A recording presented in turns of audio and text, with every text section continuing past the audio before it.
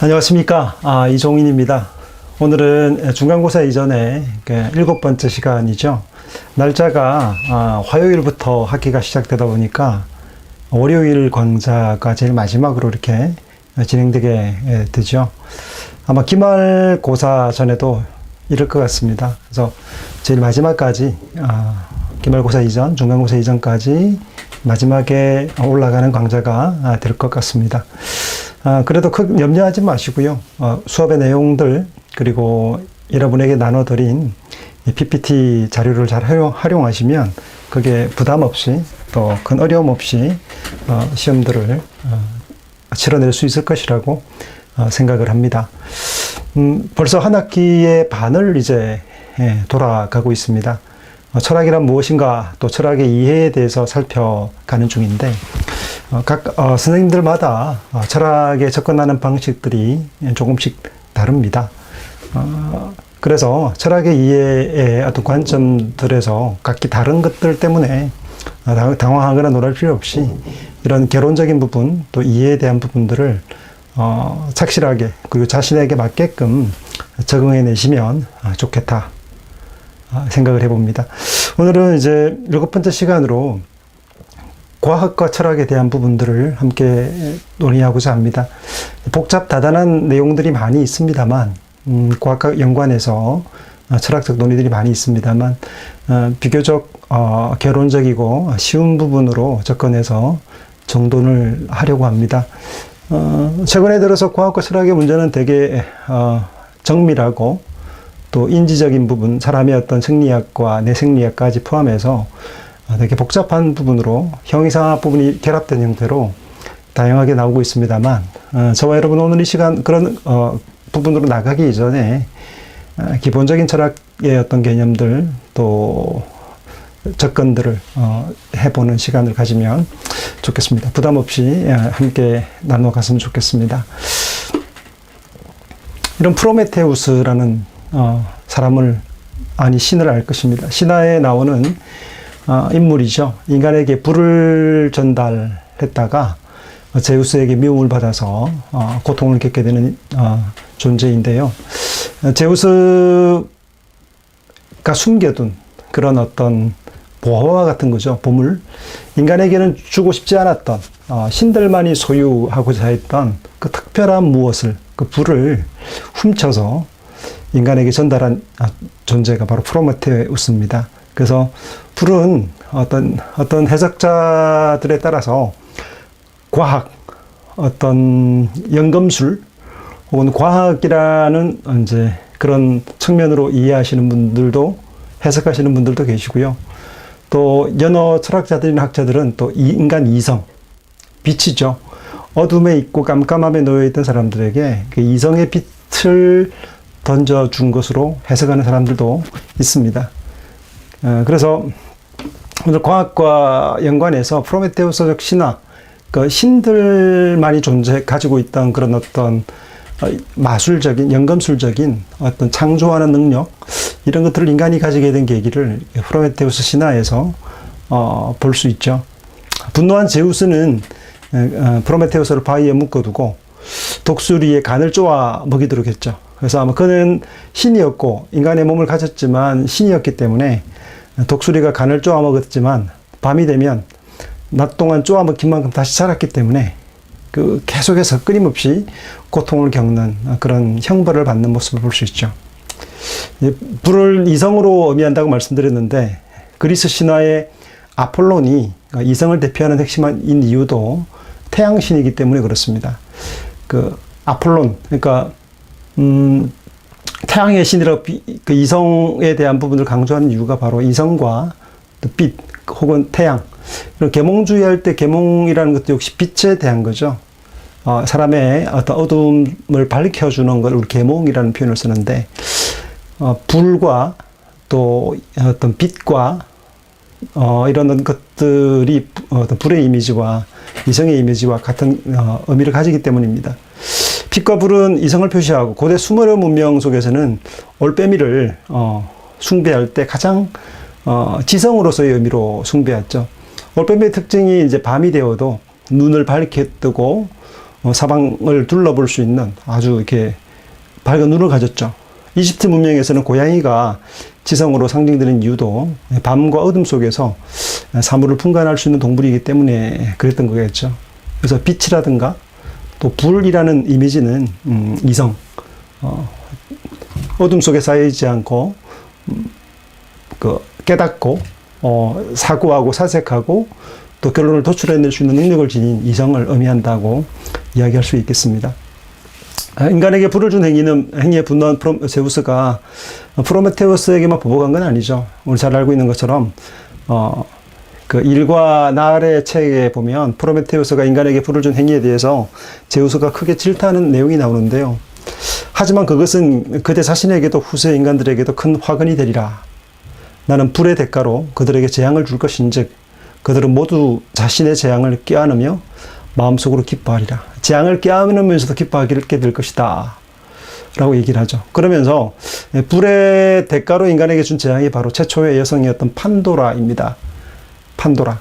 판도라는 판이라는 것은 모든이라는 뜻이고 도라라는 건 도론의 의미, 선물이라는 뜻이죠. 모든 선물이든 선물을 의미하는 이 여성을 재앙 때문에, 그러니까 저주로서 준 선물이 바로 판도라죠. 물로 흙을 개어서 그 안에다 인간의 목소리와 힘을 불어넣고는 아름답고 사랑스러운 모습의 처녀가 태어나게 해서 항아리 뚜껑을 들어 올려서 인간에게 근심을 주는 것을 모두 다 담아서 인간에게 내보내게 되죠. 그 안에는 근심, 슬픔, 그리고 노동. 이 과학이라는 것과 이성에 대한 것이 인간에게 주어지면서부터는 인간답게 하는 것인 동시에 고통과 재난이 원인이 되기도 하는 거죠. 이 불이 이성도 마찬가지고 이성이 인간답게 하는 굉장히 중요한 것이지만 이로 인해서 큰 고통을 겪죠. 과학은 어떻습니까? 과학은 인간에게 편리함을 주고 정말 마치 인간의 삶을 구원하는 것처럼 느껴지죠. 옛날 어린 시절에 시골에 세탁기가 없었습니다. 그래서 상수도 물이 흘러가는 개울가에서 아낙네들이 빨래 방망이를 들고 개울가에서 방망이를 두들기죠. 빨래를 빱니다. 물을 길어오죠. 정말 불편했던 삶이 이 세탁기는 일종의 여성들에게 어떤 혁명적인 삶의 질을 개선시킨 일이었죠. 여러분 세대에서는 도무지 이해하지 못하는 일들이 과거 세대에 있었습니다. 여러분 냉장고, 세탁기는 또 여성들에게 세탁기 같은 경우는 거의 혁명적인 변화를 준 발명품입니다. 세탁기, 그러니까 빨래를 대신해 주는 거죠. 수돗물을 꽂아두고 세탁기에 꽂혀 있고 자동으로 이렇게 빨래를 하는 것들은 인간의 삶을 무척 편리하게 만든 것이었죠. 사람을 구원한다 할 정도로 그 삶의 일과 자체를 그냥 변혁적으로 바꾼 작품들이 되게 많이 남았죠. 발명품들이. 과학은 인간을 구원할 것인가. 또 의료기술이라든가 의료과학 같은 경우도 인간의 생명과 수명을 연장시키는 많은 것들을 내어놓고 바이오, 제약주들이 요즘 뜨고 있고 사람들의 기대를 가지고 있죠. 이런 어떤 과학에 대한 아주 큰 기대를 가지지만 불러오는 역풍이 만만치 않습니다. 전염병뿐 아니라 여러 가지 형태의 인간의 생명을 위협하는 핵이라는 것이 우리나라 같은 기관 산업들도 핵연료에 의한 핵발전에 의한 풍요로움을 누리지만 반면에 그 한편으로는 깊은 어두움과 두려움, 공포가 도사리고 있죠. 과학이라는 것, 이성이라는 것, 이것이 선물이긴 하지만 잘못 사용하거나 오용되거나 또 인간의 손이 미칠 수 없는 방향으로 재앙으로 되돌아올 수 있다는 것. 후쿠시마 원전 같은 경우 그렇죠. 그것이 재앙이 될 줄 누가 예상이나 했겠습니까?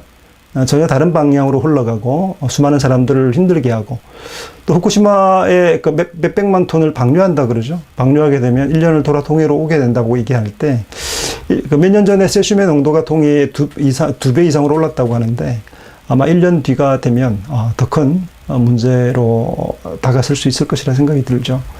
그래서 플라스틱 문제라든가 과학으로 인해서 사람의 편리함이 주어지는 만큼 어떤 불편함, 또 두려움, 공포, 생명의 위협 같은 많은 것들이 발생할 수 있다 볼 수 있는 것이죠.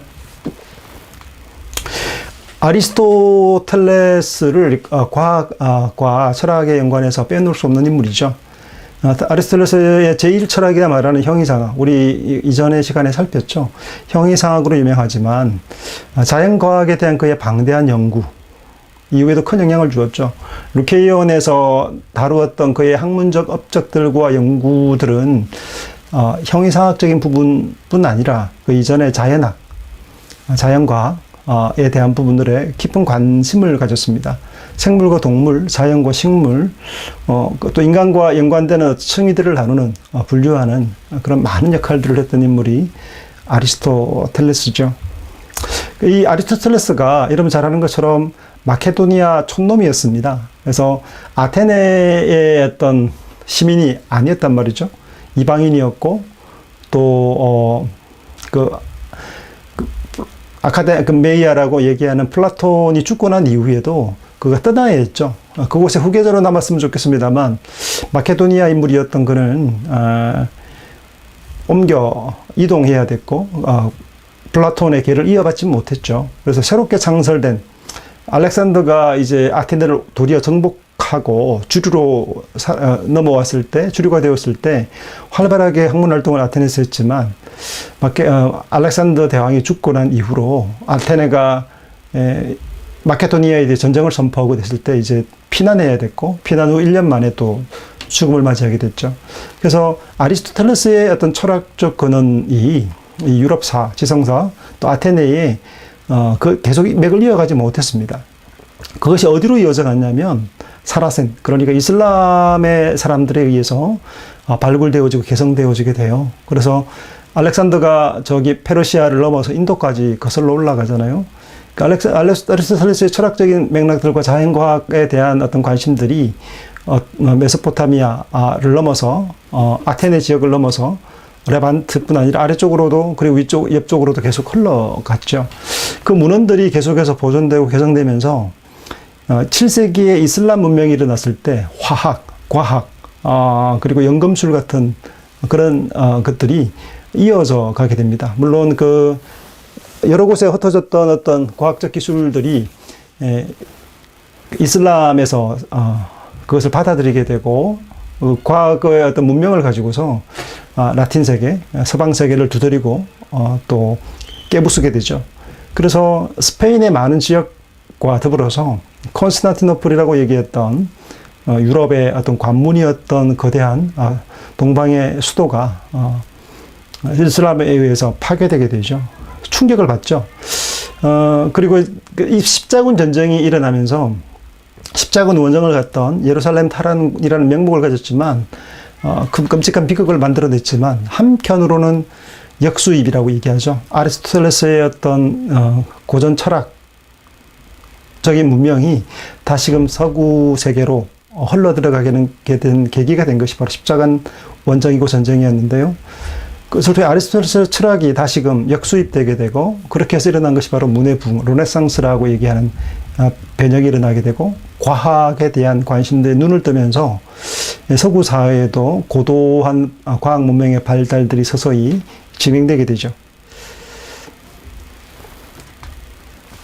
물리학은 물질과 에너지, 그리고 물질과 에너지의 상호작용을 탐구하는 과학이 바로 물리학입니다. 그러니까 쉽게 말해서 우주가 어떻게 작동하는가, 어떻게 움직일 수 있는가에 대한 문제를 탐구하는 게 과학인 거죠. 여러분, 그 예전에 그 신화도 마찬가지고요. 신화나 종교나 그리고 철학도 마찬가지고요. 우리 인간 배경 그리고 세상, 세계가 어떻게 작동하고 움직이는가에 대해 설명하는 것이 바로 신화이고 또 종교이기도 하고 철학이기도 합니다. 그럼 우주가 왜 없지 않고 있는 것입니까?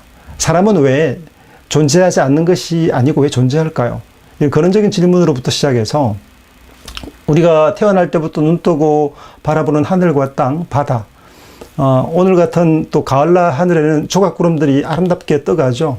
이 삼라만상의 변화가 어떻게 일어나는가? 왜 가을이 오면 이렇게 단풍들이 물드는가? 이 세계의 어떤 변화를 알고 싶어하고 탐구하고 싶어하는 거죠. 왜 이런 변화가 일어나는가에 대한 질문들에 답하는 것들이 종교이고 철학이고 또 과학이기도 합니다.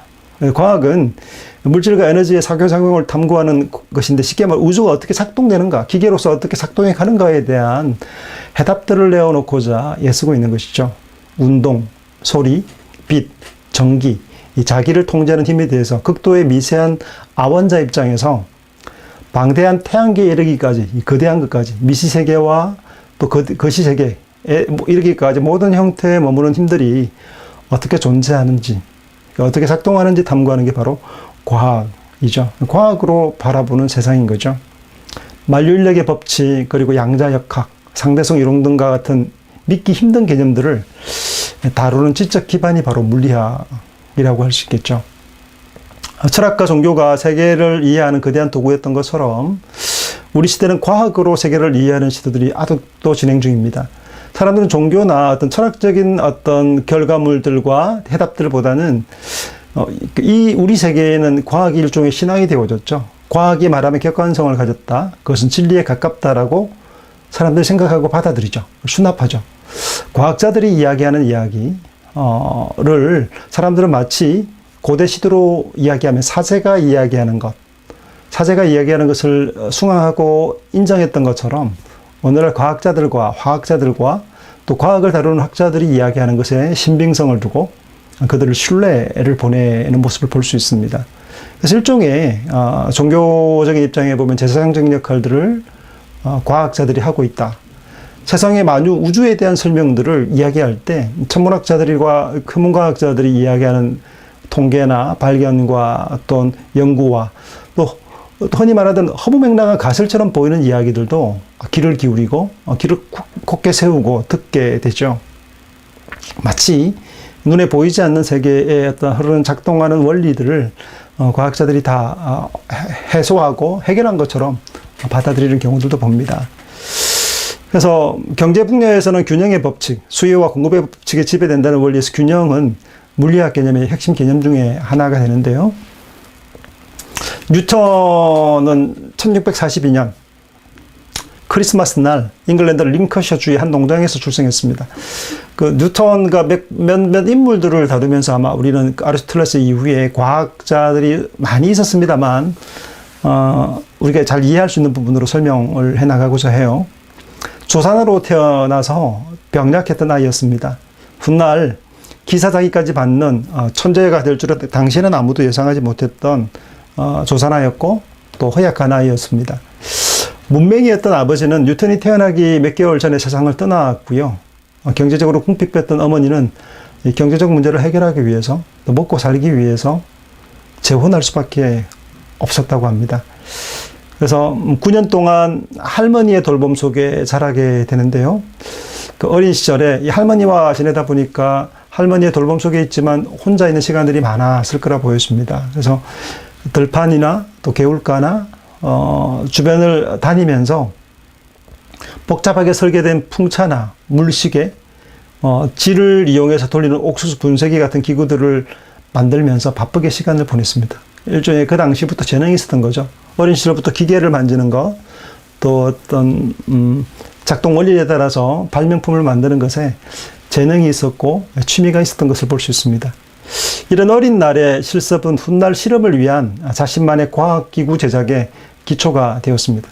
세상을 설명하는 것들, 또 어떤 기구들을 만드는 것들이 나중에 실험, 기자재를 스스로 셀프로 만들 수 있는 그런 어떤 기초가 되었다는 거죠. 공식적으로 뉴턴은 수학이나 과학 교육을 받은 일이 없습니다. 하지만 19세의 나이에 캠브리지 트리니티 칼리지에 입학할 수 있었습니다. 조산아이였고 힘없는 아이였지만 이 천재성을 볼 수 있죠. 시골에서 할머니 밑에 시골 촌락에 살면서도 이렇게 그 당시 최고의 학교에 입학할 수 있는 그런 기회를 얻었던 것이죠. 캠브리지 대학에서 생활하던 1661년 당시 학생들은 물론이고 학자들까지도 모두 불가해하고 초자연적인 힘을 통해 신이 세상을 다스린다고 믿고 있었습니다. 그러니까 그 당시에 그 중세를 지나서 이제 르네상스가 진행되고 또 1517년 이후로 종교개혁의 바람이 크게 불고 그리고 영국 사회에도 큰 변화가 있었죠. 이미 있었음에도 불구하고 이제 산업혁명 혹은 과학혁명이라 부르는 시대 속에 있음에도 불구하고 캠브리지 대학에서의 학생들은 그 어떤 세상 그리고 우주의 어떤 작동하는 원리가 신의 손길 속에서 움직이는 섭리, 보존과 협력과 통치라는 입장에서 어떤 신의 손길에 의해서 움직여지는 것으로 이렇게 믿고 그것을 설명하거나 그런 부분들을 어떻게 작동하는 원리에 대해서 이야기하지 않던 때였다는 거죠. 이제 교실 밖에서 이제 학생 몇 명이 함께 모여서 이제 공부를 하게 되죠. 교실 밖에서 요하네스 케플러라든가 갈릴레오 갈릴레이 그리고 르네 데카르트 같은 17세기 위대한 과학자들이 제시했던 주류에서 벗어난 대담하고 도발적인 사유들을 토론하고 나누는 클럽이 있었던 것이죠. 당시 케플러나 갈릴레오 혹은 르네 데카르트가 공부했던 뉴턴은 우주의 작동 원리에 대해서 새로운 관점을 가지게 되었는데 특별히 균형 법칙이라는 것. 이 균형 법칙은 요즘 말하는 경제학에서도 굉장히 중요하게 다루어지는 과학적 방법이죠. 균형 법칙을 생각해내기에 이르게 됩니다. 천재였습니다. 아무리 봐도. 이게 이제 뉴턴의 얘기였고요. 요하네스 케플러는 행성의 움직임을 연구하기 위해 대형 사분해를 설계하고 작성했던 덴마크 귀족이자 과학자인 티고 브라헤의 조수로 과학적 경력을 쌓았던 인물인데요. 당시 천문학자들은 우주에 대한 두 개의 이론을 놓고 서로 대립하고 있었습니다. 한편은 아리스토텔레스가 처음 제안하고 400년 후에 프톨레마이오스가 주장한 이론으로 태양과 별과 행성들이 지구를 중심으로 회전하고 있다고 주장했던 그런 입장이었습니다. 다른 한편은 폴란드 천문학자 니콜라스 코페르니쿠스가 1543년 발표한 17세기까지 줄곧 이단으로 여겨졌던 이론, 그러니까 태양은 고정되어 있고 지구가 태양 주위를 돈다고 이야기했다는 그런 주장, 이 두 주장이 서로 대립하고 있던 때였습니다. 망원경이 없던 브라헤 이전의 시기에는 양 진영 모두 맨눈에 의지해서 천체를 관찰 측정했습니다. 첨성대 경주에 가면 첨성대 위에 올라서 망원경이 없기 때문에 눈을 들어 봐야 되는 거죠. 오늘날처럼 전체 망원경을 통해서 우주를 관찰하지 못하고 시력에 아주 시력에 의지해서 관찰했던 때가 있었습니다. 브라헤의 사분위는 사격 조종기처럼 생겼는데 두 개의 각도를 이용해 행성의 위치를 기록할 수 있는 발명품이었습니다. 25년간 브라헤는 행성의 위치를 매우 꼼꼼하게 기록했고요. 1601년 그가 죽기 직전에 관찰 기록이 그의 젊은 조수 케플러에게 넘겨지게 되고, 케플러가 그냥 태어난 게 아니고 오랜 세월 동안 이 브라헤의 25년간의 연구 업적이 그 제자에게 흘러가게 된 거죠. 조수였던 그 케플러가 그 브라헤의 관찰 기록들을 그대로 섭렵하고 받아들이면서부터 이제 그것이 이제 열매 맺게 되는데, 수학에 뛰어났던 케플러는 브라헤가 기록한 상세한 자료들을 다시 분석해서 의미 있는 결론을 도출하게 되는데요. 이를 행성의 움직임에 대한 세 가지 핵심 법칙으로 요약하게 됩니다. 뉴턴이 캠브리지에 있던 시기에 케플러의 이론을 기존의 지구 중심 천문 이론을 뒤엎어졌던 그런 시기였습니다. 그러니까 일종의 혁신적인 일들이 일어났던 시기였죠. 여러분, 오늘날 우리 시대는 어떻게 될 것 같습니까? 지금 혁명, 과학혁명 혹은 AI혁명, 4차 혁명, 이라 부르는 시대로 진입하고 있잖아요. 우리도 그 한복판으로 들어가고 있는 중에 있습니다. 산업혁명이라 일컫는 근본적인 어떤 그것을 갈아엎을 만한 법한 그런 변화의 시기 속에 놓여 있는데요. 그런 변화는 계속해서 지속적으로 이어지고 있고, 우리 시대도 마찬가지입니다. 여러분이 지금 이제 대학을 다니고 있고, 입학해서 졸업하고 난 이후, 그리고 향후 20년 뒤에 직장을 한번 생각해 보십시오. 여러분 학교 다니고 끝날 것 아니지 않습니까? 학교가 전부가 아니고 직장에 다닐 때 나의 미래 10년, 20년 미래는 어떻게 될 것인가를 생각하잖아요. 어떻게 될 것 같습니까? 아마 노동의 종말, 직업들의 어떤 소멸 속도가 굉장히 빨라질 겁니다.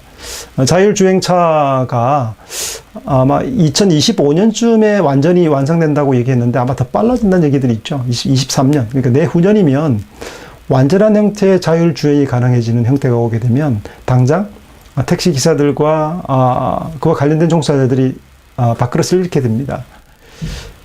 그뿐만이 아니죠. AI가 어떤 인간처럼 함께 이렇게 어울리고 대화하고 소통하고 그리고 직업 전선에 뛰어들어 일하는 때가 도래하게 되면 제조업 분야에 속해 있는 거의 많은 노동 집약 산업들이 기계로 AI로 대체되게 되고 지식 산업도 AI를 따라가지 못할 겁니다. 아마 네트워킹이 되어서 전 세계의 지식들과 발견되는 것들이 실시간 공유되면서 위성과 또 광대역망을 통해서 실시간 공유되면서 이 AI가 가지고 있는 정보망이라는 것은 우리가 개인적으로 로컬적으로 경험하고 이해했던 부분과는 비교할 수 없는 지식의 폭발적인 증가와 함께 한 개체 AI가 가지고 있는 이 어떤 통신을 네트워킹을 통해서 이해하는 것들이 인간은 비교가 안 될 정도의 지식을 소유하게 되고 통계라든가 예측 범위들을 과학적으로 가지게 되는 존재가 될 겁니다.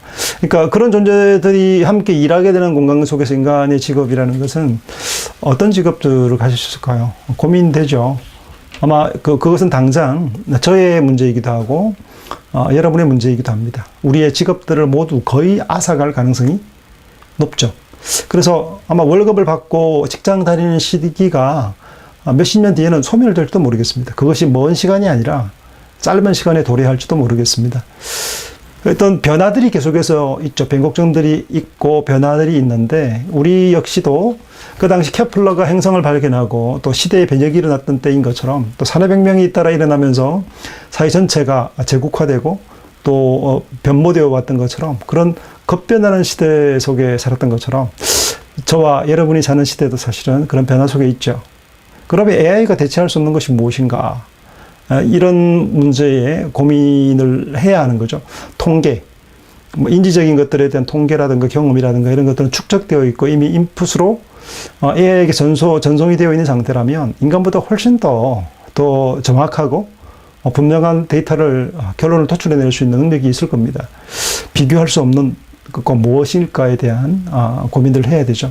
아리스토텔레스가 식물과 동물, 인간을 비교했다면 앞으로 AI라는 존재가 본격적으로 지성과 그리고 지적 능력을 가진 존재가 힘 있는 기계화된 존재가 일어났을 때, 로봇이 일어났을 때 그것을 어떻게 이해해야 될 것인가에 대한 부분들을 고민하지 않을 수 없게 될 겁니다. 그래서 인간 존재의 가장 본질적인 면에 대한 질문에 그 당시 활용할 수 있던 측정 도구와 데이터의 엄밀한 수학적 추론을 적용하는 과학자들의 능력은 이미 크게 의존하기 시작했고 지금 이런 출발점들이 극대화된 시대를 우리는 살고 있잖아요. 통계 빅데이터부터 시작해서 이게 지금 시작도 안 했어요. 이 지금 AI 혁명, 4차 혁명이라고 얘기하는 것들은 아직 우리나라 같은 경우는 출발도 안 했습니다. 만약 이것이 폭발적으로 우리 가운데 시작되게 되면 변화는 급속하게 일어날 확률이 높죠. 그래서 그에 대한 준비들, 예측들을 해야 할 필요가 있는 것이죠. 갈릴레이가 있습니다. 뉴턴이 세상에 태어나던 해에 갈릴레오는 세상이 떠났습니다. 그러니까 갈릴레이가 죽던 해에 뉴턴이 태어난 거죠. 갈릴레이는 이탈리아 철학자, 수학자, 발명가이자 물리학자였던 인물인데요. 실험에 기초를 둔 최초의 근대 과학자로 여겨지고 있습니다. 갈릴레이는 온도계, 쾌종시계, 제도사들이 사용하는 비례 컴퍼스, 그리고 무엇보다 망원경을 만들었던 인물입니다. 그러니까 엄청난 발견을 하고 발명을 했던 인물이죠. 여러분, 뉴턴도 발명가이기도 하지만 또 이렇게 케플러의 스승이던 브라헤도 이 측정 도구를 만들고 기계를 만들었잖아요. 천재들이죠. 갈릴레오는 케플러, 코페르니쿠스, 프텔라에마이오스와 아리스토텔레스와 같은 이전의 천문학자들이 묘사한 천체를 실제로 관측한 첫 번째 사람이기도 했습니다. 갈릴레오는 특히 수리적 관점에서 과학을 접근하였고요. 그런 모든 자연 현상에서 수치적 관계가 발견될 것이라고 그렇게 믿었습니다. 그런 이것이 교회의 가르침과 모순되는 것이 아니라고 말했죠. 대신에 그는 신의 말씀과 신의 작업을 구분하는 것이 필요하다고 얘기합니다. 그러니까 신의 말씀, 성경과 계시의 말씀과 과학이 반대되지 않는다라고 본 거죠. 아무리 선명한 과학으로 세상과 우주를 측정할 수 있는 능력들이 생기고 그런 것도 생기면 생길수록 더 분명하게 신의 말씀이 신의 작업한 손길이 더 명료하게 드러난다고 본 거죠. 그러니까 뉴턴이 이해했던 것은 뉴턴도 똑같습니다. 그도 아이작 뉴턴은 그 신앙인이었고 신학자이기도 했어요. 과학자이지만 그가 발견한 그 법칙들, 우주의 법칙들은 어떻게 이해한 거냐면 그 법칙들을 창조한 거라고 믿었던 것이죠.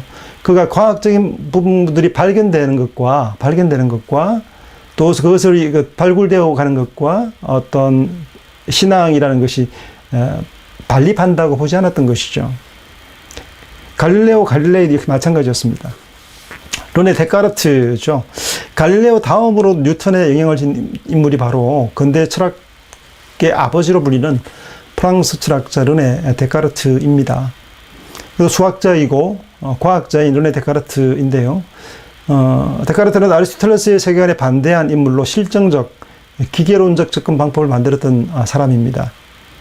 뉴턴이 태어난 지 8년, 그러니까 8세 되던 해에 세상을 떠났습니다. 1650년이죠. 그러니까 뉴턴이라는 인물은 갈릴레오 갈릴레이의 영향과 그 결과물들을 누렸던 시대에 살았던 인물이고, 또 동시에 르네 데카르트의 철학을 완성한 철학을 섭렵할 수 있는 시기를 살았던 인물이라는 것이죠.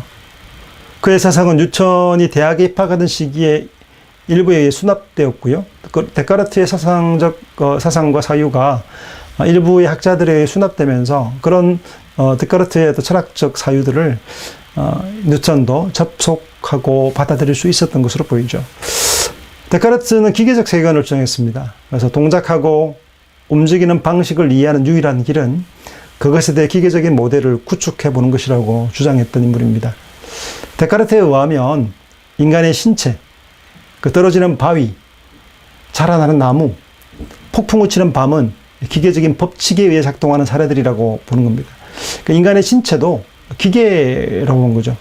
떨어지는 바위를 굴러내리는 것들도 어떤 법칙에 따라서 일어나는 것이고, 자라나는 나무 역시도 마찬가지고요. 폭풍우 치는 밤 역시도, 비바람이 치는 것들도 기계적인 작동하는 사례들이라는 것이죠. 일기예보라든가, 최근에 우리는 지금은 그런 어떤 데이터들이 쌓여 있고, 또 위성에 의해서 측정 가능하고 예상을 하고 어떤 일이 일어날 것이라고 바라보는 것처럼 기계적인 형태로의 어떤 변화이지, 그냥 우연에 의해서 벼락이 치고 천둥이 치는 것이라고 본 것이 아니죠.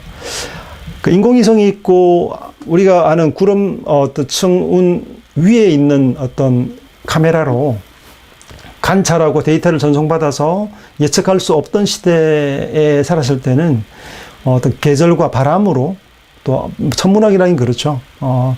바람과 어떤 계절의 어떤 변화, 시기를 따라 기록한 과학적인 데이터에 의존했지만, 최근에는 영상에 따라서 아예 이제 전부 다 예측을 하게 되죠. 예전에 어떤 전쟁과 어떤 전략 전술들은 그 정보 심리전이잖아요. 어느 쪽에 올 것이다. 누가 부대가 이쪽에 진입할 것이다라고 예측하고 예상해서 심리적인 작전 계략, 전술 전략을 통해서 주로 짜고, 그렇게 해서 방어 훈련을 하고, 그렇게 해서 적을 괴멸시키고 방어해내고 적진을 어떻게 공격할 것이다는 전략들을 세웠지만, 최근은 거의 정보전, 과학의 기술에 의존해 있죠. 위성을 통해서 상대의 실물을 실제 발견하고 이동 경로를 파악하고 예상 경로를 이미 데이터를 통해서 보게 되고, 실시간으로 적을 타격하고 진주를 폭파시키고 어떻게 점령한다는 시나리오들이 나오게 되는 거죠. 이게 이제 심리적인 것이 있지만 훨씬 더 과학에 의존하는 형태로 흘러가고 있는 것이다 볼 수 있겠죠. 데카르트에 의하면 모든 삼라만상의 변화가 사실은 기계적 법칙에 따라서 움직인다. 그래서 예측 가능하고 기계적인 를 통해서 설명이 가능하다고 본 거죠.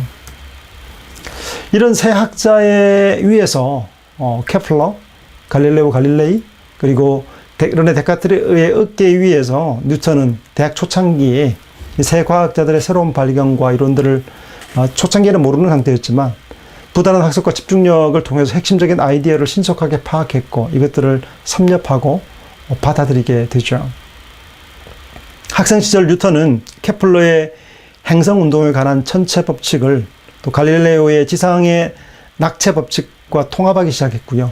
이 작업을 우주는 변치 않는 기계적 법칙에 의해 움직여야 한다는 데카르트의 우주론에 기반하여 합을 이루게 됩니다. 그 뉴턴이 내세운 이론은 그러니까 데카르트와 갈릴레오 그리고 케플러의 어떤 이론들, 서로 상이점들을 통합하는 이런 천재적인 아이디어를 통해서 형성되게 됩니다. 이런 작업을 통해서 뉴턴은 물리학의 보편 법칙, 그러니까 세상의 보편 법칙을 만들어 나가게 되고, 지금도 그런 법칙들의 어떤 이야기들을 하고 있는 것이죠. 1665년에 뉴턴의 삶은 전환점을 맞이하게 됩니다. 런던에 흑사병이 돌게 되죠. 그래서 대학이 잠시 문을 닫게 됐죠. 오늘날 지금 우리 문을 닫고 있지 않고 옛날 같은 문을 닫아야 될 거예요. 지금 코비드19가 전 세계를 좀 강타하고 있잖아요. 한국 사회도, 한국 대학가도 지금 문전철시를 하고 대학이 문을 닫아야 될 시기인데 1665년에 지금 캠브리지가 그랬습니다. 당시와 다른 것은 뭐냐면 비대면으로 수업이 가능한 이유가 기술 덕분이죠. 지금 우리 촬영하고 있고 또 영상으로 녹화해서 공부할 수 있는 시기, 이런 때가 아니었던 거죠. 그래서 대학이 문을 닫을 수밖에 없었어요. 뉴턴은 고향의 농장으로 내려가서 있어야 했는데 혼자 조용하게 보내던 때에 그의 천재성은 빛을 발하게 됩니다. 홀로 있는 시간, 고독한 시간, 엄청난 아이디어들이 쏟아지게 됩니다.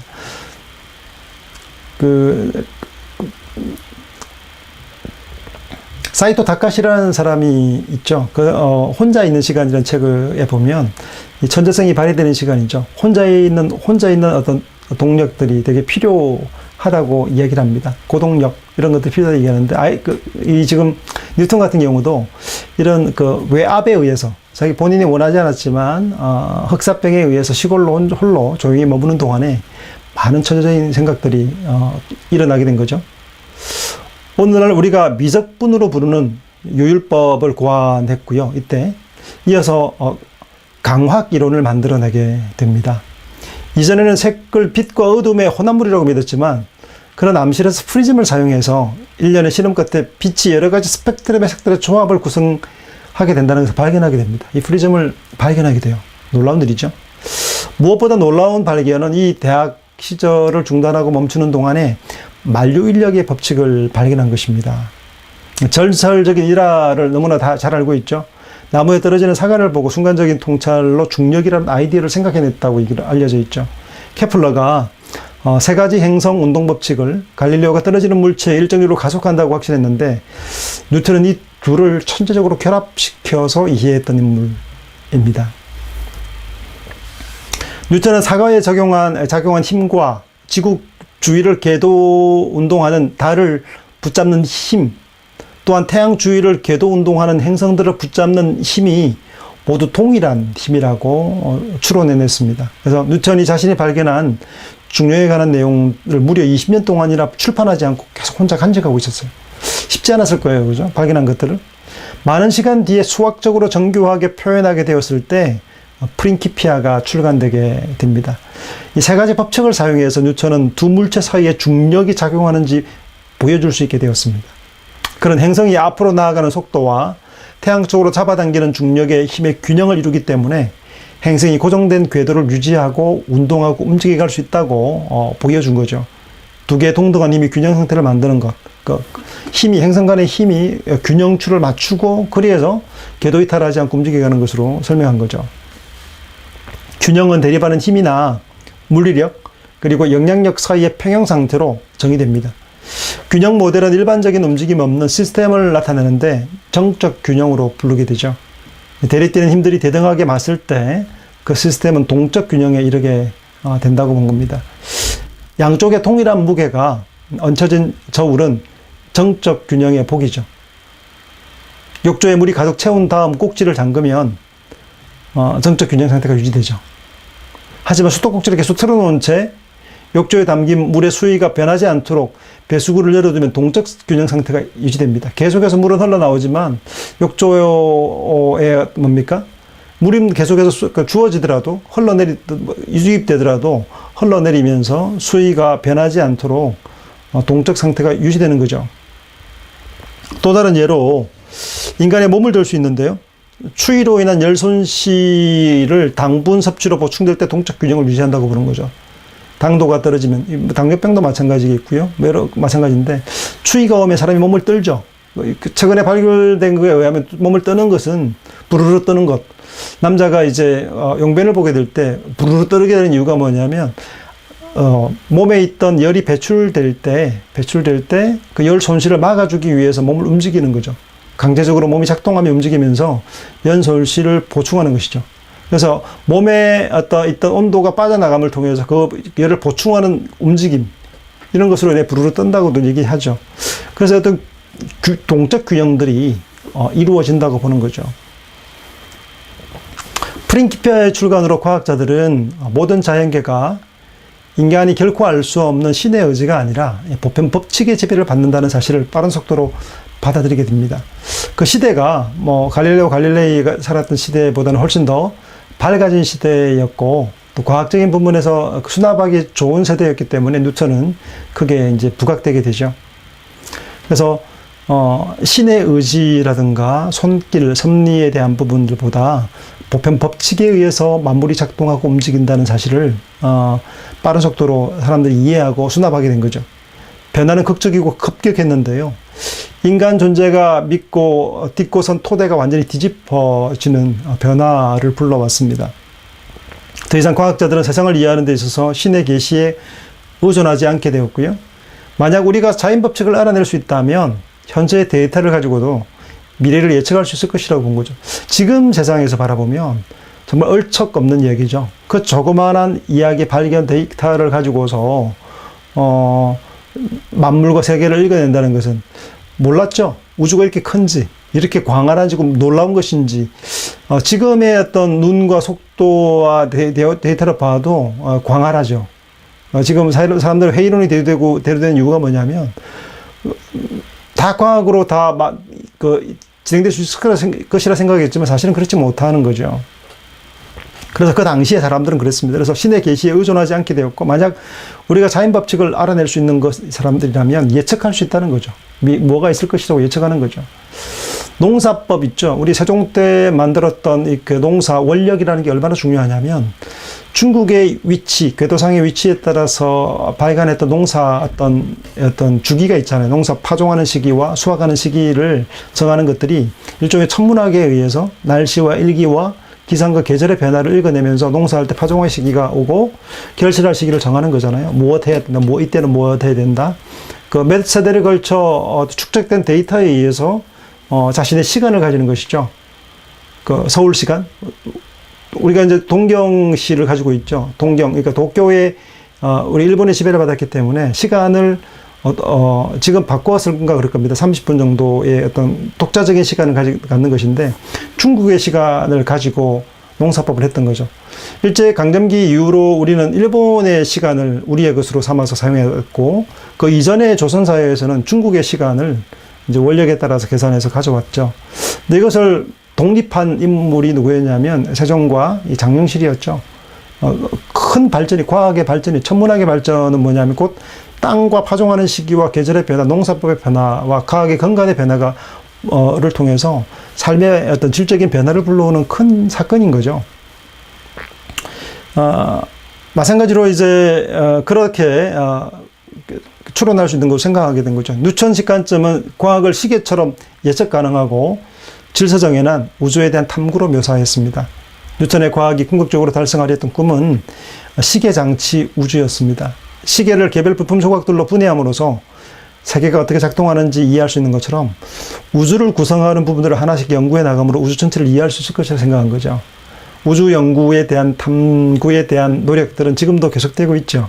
근데 발견하면 발견할수록 은하계가 큰 갤럭시가 하나만 있는 줄 알았지만 그게 아니었죠. 셀 수 없을 만큼의 많은 은하계가 존재하는 것들과 태양계는 아무것도 없는 정말 미세한 것이라는 것과 이런 것에 의해서 회의론이 되기도 했지만 발견과 또 노력들은 끊이지 않죠. 몇 억 광년, 몇 억 년을 우리 세대가 다 지나가고 난 다음에 이 기계가 남아있겠습니까? 어쨌든 관찰하고는 어떤 태도들에 대한 것들이 일어나게 된 그런 낭만주의적인 부분을 일으킨 그런 발견이다 할 수 있겠습니다. 물리학은 항상 과학 내 최고의 자리를 차지해 왔고요. 수학적 정밀함과 불변의 법칙으로 무장한 과학은 활실성의 느낌으로 우리를 유혹하고 완전한 답을 찾았다는 편안함을 선사했습니다. 다른 학문 분야들이 자연의 혼란스러움 아래 숨겨진 질서를 찾아 정답을 얻고자 할 때 가장 먼저 물리학에 눈길을 주었습니다. 뉴턴식 물리학은 벨기에 수학자 아돌프 캐롤렐라에 의해서 사회현상의 확률 이론까지 적용되어 있습니다. 균형의 법칙, 사회물리학이라는 개념을 도입했고요. 경제학자들 역시도 뉴턴식 패러다임과 물리학의 법칙에 관심을 가졌습니다. 경제학과 물리학, 그리고 생물학, 사회화까지도 이 물리학의 내용을 가지고 설명하기에 이르게 된 거죠. 영국 경제학자 알프레드 마셜은 경제학의 동적 균형 개념을 열렬히 옹호했고요. 1890년 출간한 경제학 원리는 경제학 고전 중에 하나인데 수요, 공급, 가격 간의 관계를 통해 경제적 균형에 대해서 설명합니다. 이건 오늘날 이제 자본주의 사회 가운데 주식을 통해서 투자와 또 회수, 또 그리고 발전의 어떤 균형추를 맞춰가는 것에 있어서 되게 중요하게 다루어지는 고전인데요. 경제도 역시 균형을 맞추어 간다는 거죠. 수요와 공급, 어떤 가격 간의 관계를 통해서 뉴턴이 얘기했던 균형 이론을, 이 물리학적 이론을 경제학에 도입해서 사용하고 있는데 혁명적인 어떤 변화를 불러온 작품으로 보여집니다. 균형이 기업 수준에서 어떻게 종작하는지 설명하기 위해서 마셜은 이렇게 말합니다. 기업은 성장하고 강해진다. 그리고 시간이 지나면 아마도 침체되고 쇠퇴하게 되는데 그 변곡점의 생명력과 부식력 사이에 균형이 존재한다고 본 거죠. 시장 수준에서도 수요와 공급은 일치시키고 상품의 가격을 결정하기 위해 균형의 힘이 작동한다고 본 거죠. 마셜에 따르면 수요자 가격이 공급자 가격과 일치할 때 생산되는 제품의 수량이 더 이상 증가하지도 감소하지도 않고 균형 상태에 있을 것이라고 본 겁니다. 마셜의 주장에 따르면 경제가 균형에 도달하면 안정적이 된다고, 경제가 안정이 된다고 본 거죠. 마셜의 경제학 원론은 이제 1948년 폴 세뮤얼슨의 경제학 책이 나오기 전까지 20세기의 대표적인 경제학 교과서였다고 할 수 있습니다. 이게 바로 뉴턴의 물리학을 가져온 거죠. 세뮤얼슨도 마찬가지입니다. 주식시장, 요즘에 주식이 동학개미, 서학개미 하면서 이제 운동이 일어나고 있는데요. 1970년, 노벨 경제학상을 수상한 폴 세뮤얼슨은 매우 지적인 사람이었는데요. 그는 주식시장에 흥미를 가졌던 인물입니다. 주가의 변화를 예측하여 시장보다 높은 수익을 낼 수 있다고 주장하는 전문가들을 미심쩍게 생각했는데요. 세뮤얼슨은 주식의 미래 가치에 대한 불확실성을 인지하기 때문에 주가가 오르내림에 변동한다고 믿었습니다. 그러니까 균형을 따라서 움직이는 거죠. 두려움이 반영되는 것이고 기대가 반영되는 것이다 본 건데요. 세뮤얼슨은 잠재 가격에 대한 최상의 추정치는 바슐리의 시장 가격이라고 대담하게 제안했는데 완벽하게 정확하지 않을 수는 있지만 바슐리의 개념보다 내재 가치를 더 잘 측정할 수 있는 방법은 없다고 볼 수 있겠죠. 바슐리의 결론은 이렇습니다. 시장을 다른 여러 투기권들이 모여 있는 곳으로 본다면 어느 주어진 시장에 오르리라고 믿을 수도 하락하리라고 믿을 수도 없다. 시장에 매겨진 가격은 수많은 구매자가 있는 만큼 수많은 판매자가 있기 때문이다. 그래서 투기권의 수학적 기대값은 빵이다라고 얘기를 합니다. 세뮤얼슨의 뉴턴의 균형 개념을 경제학, 주식시장에 대입한 인물이라고 할 수 있겠습니다. 그 뉴턴의 물리학이 경제학에 의해서도 주식시장에도 적용되는 모습이라고 볼 수 있겠죠. 균형이 정말 세상 자연의 상태일까요? 그리고 균형이 어긋날 때 균형을 회복하는 것이 자연의 목표일까요? 하지만 균형은 뉴턴의 물리학이 시사하는 것처럼 그렇게 변함없는 상태는 아닙니다. 되돌리기 힘든 일들과 환경이 얼마나 많습니까? 지구가 더 이상 우주의 중심이 아니라는 것이 알려졌을 때 세계에 대한 관점이 일어나고 변화되었던 것처럼 세상이 뉴턴의 역학법칙에 의해 엄격히 지배받지 않는다는 것을 우리가 받아들일 때 시장 변화에 대한 사람들의 관점 또한 바뀌게 될 것이다. 그렇게 본 것이죠. 뉴턴식 관점으로만 불충분하다면 우리는 어떤 다른 정신 모형을 찾아야 할 것인지 하는 질문도 남게 되는 것이죠. 다윈, 할 얘기가 많습니다만, 다윈도 1809년에 잉글랜드, 슈룹저버리의 과학자 집안에 출생했는데요. 할아버지는 의사이고, 저는 오늘 뉴턴을 중심으로 설명하고 다윈과 함께 이야기를 했는데, 다윈에 대한 인물에 대한 이야기는, 여러분, PPT 내용을 통해서 확인하시면 좋을 것 같습니다. 다윈, 갈라파고스의 이야기라든가 다윈에 대한 얘기가 많아요. 역시 우리 시대에 큰 변곡점을 주었던 인물이 뉴턴과 함께 다윈이라고 말할 수 있겠죠. 그의 어떤 일대기, 또 그의 사상, 캠브리지에서의 어떤 다윈의 이야기, 읽어보시면 좋을 것 같습니다. 그가 어떻게 이렇게 자연에 대한 관심을 가지게 되었고 생물학에 접근하게 되어서 되었는지를 볼 수 있을 겁니다. 원래 다윈은 목사가 되려 했던 인물이죠. 그렇지만 이제 공부하게 되도록 이제 의사가 되도록 또 노력을 했고 부모가. 근데 되지 않자 이제 다윈은 물론 신학 학사학위를 받았습니다만 다른 어떤 방식으로 또 스승과 만나게 되면서 생물학에 관심을 가지게 되고 지지라 이렇게 여행을 참여하면서 그 인생이 바뀌게 된 거죠.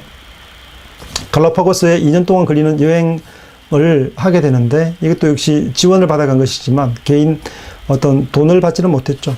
박물학자라는 직책을 받으면서 연구할 수 있는 지질학과 생물에 대한 연구에 대한 기회가 주어졌고 그렇게 해서 이제 갈라파고스 제도에서 이루어진 작업들과 더불어서 큰 변화를 불러왔고 종의 기원의 출간됨을 통해서 그야말로 이제 폭발적인 사람들의 관심을 집중시키게 되죠. 종의 기원이라 말하는 고전으로 읽혀지는 이야기죠.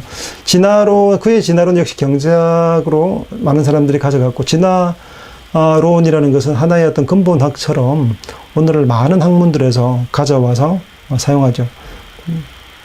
생물학 또 경제학 원리에서도 마찬가지고 진화론적 생물학의 내용들을 가지고 접목시킵니다. 토마스 쿤. 예. 우리 이제 다음 시간은 중간고사죠. 여러분 그 7주차까지의 내용, 오늘까지 내용입니다. 내용의 PPT 자료를 참고하시면 되겠습니다. 20일 새벽이죠. 새벽 1시 1분부터 시작해서 26일 밤 11시 59분까지 사이에 시험을 보시면 되는데요. 그 러닝타임, 그 시험 볼 수 있는 시간은 60분입니다. 60분 내에 시험을 마무리 지셔야 하는데, 그러니까 최소한 마감되기 1시간 이전에는 시험에 응시하셔야 마무리 지을 수 있습니다. 시험 문제는 그렇게 어렵지 않습니다. 여러분 자료를 참고하시고 살펴보시면 충분히 풀어내실 수 있는 문제들이기 때문에 너무 염려하지 마시고, 그리고 교양 강좌에 맞게끔 여러분 어떤 교양인으로서 우리가 마땅히 알아야 될 부분들을 섭렵해 나간다는 즐거운 생각으로 공부에 임해 주시면 좋겠습니다. 우리 한 주간 중간고사를 치르시고 난 다음에 우리 9주차에서는 죽음이란 무엇인가, 죽음에 대한 이야기를 함께 나누고자 합니다. 여러분 수고하셨고요. 우리 중간고사 지나고 그 다음 주 9주차에 뵙겠습니다. 수고하셨습니다.